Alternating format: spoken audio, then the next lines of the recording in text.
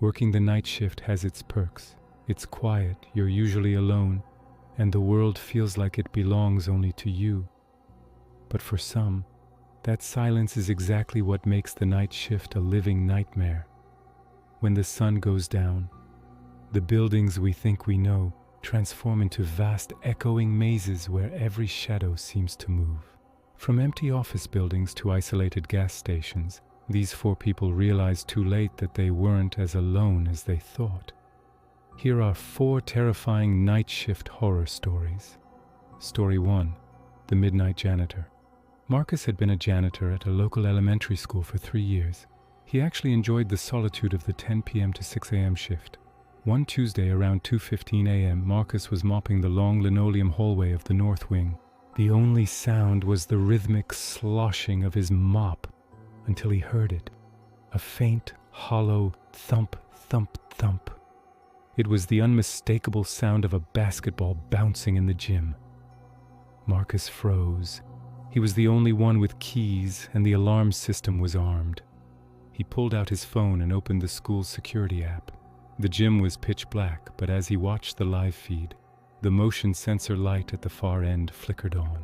In the grainy, gray footage, he saw a small silhouette standing perfectly still under the hoop. No movement, just a shadow.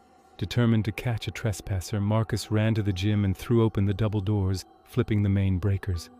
The room flooded with bright fluorescent light. It was empty. No ball, no person. He checked the equipment closet. Locked. He checked the bleachers. Nothing. Confused, he sat down in his small office to review the footage again. As he rewound the clip, his blood turned to ice. He saw himself entering the gym on the screen, but he also saw something the lights didn't catch. As he walked under the ventilation duct, a small, pale, multi-jointed hand reached down from the grate, its fingers brushing the air just inches above his head. He didn't even lock the doors behind him as he ran to his car. He never went back for his final paycheck. Story 2. Pump number 4. David worked the graveyard shift at a remote gas station off a forgotten stretch of highway.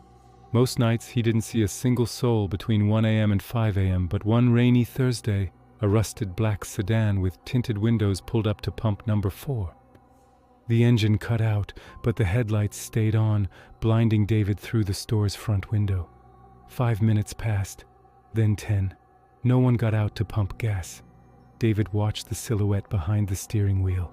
The driver was sitting perfectly upright, head turned at an unnatural angle, staring directly into the shop. David tried to keep busy, stocking shelves, but every time he looked up, those headlights were still burning, and that silhouette hadn't moved a muscle. Feeling a deep sense of dread, David finally called the non-emergency police line. As soon as he whispered his location to the dispatcher, the sedan's doors flew open. 3 men in heavy coats sprinted out, not toward the store, but into the thick, dark woods behind the station. When the police arrived, the car was abandoned. They searched the vehicle and found something that made David's knees buckle. In the trunk was David's spare work uniform, stolen from his locker a week prior. Along with it was a roll of duct tape, a heavy crowbar, and a digital camera. When the officer flicked through the photos, every single one was of David, sleeping in his bed, taken from the window of his ground-floor apartment. Story 3. The third-floor office. Sarah was a senior auditor for a firm located in a modern, glass-walled office park. It was nearly 1:30 a.m. and she was the last person in the entire 12-story building. The silence was heavy, broken only by the hum of the HVAC system.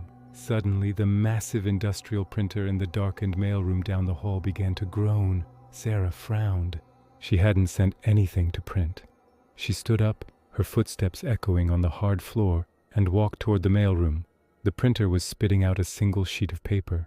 She picked it up. It was a low-resolution screenshot of her own computer screen, clearly taken via her webcam. She felt a surge of anger, thinking it was a coworker playing a remote hack prank.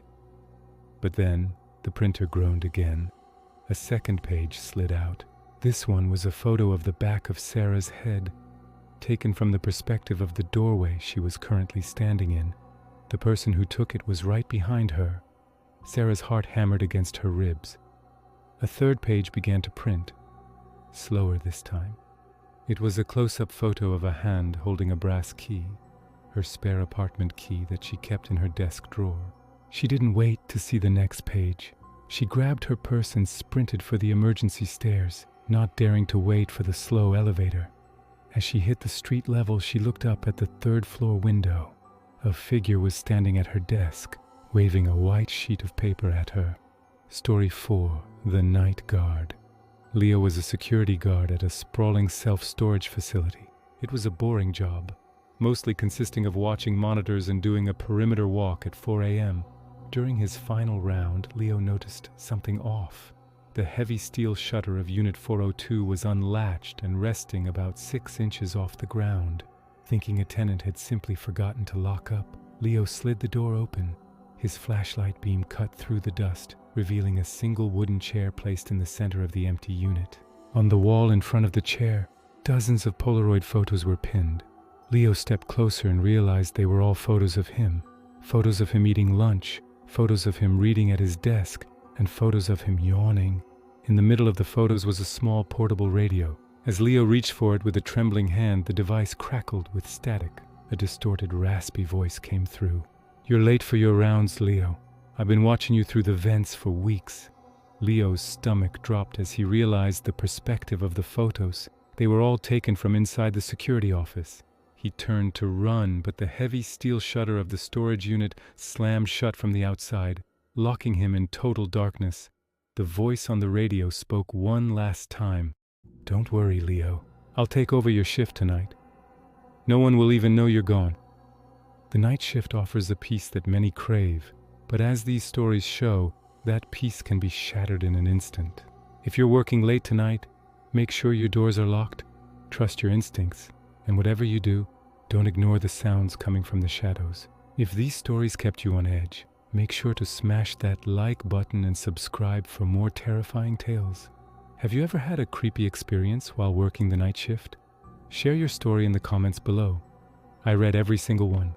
Stay safe, stay alert, and thanks for watching.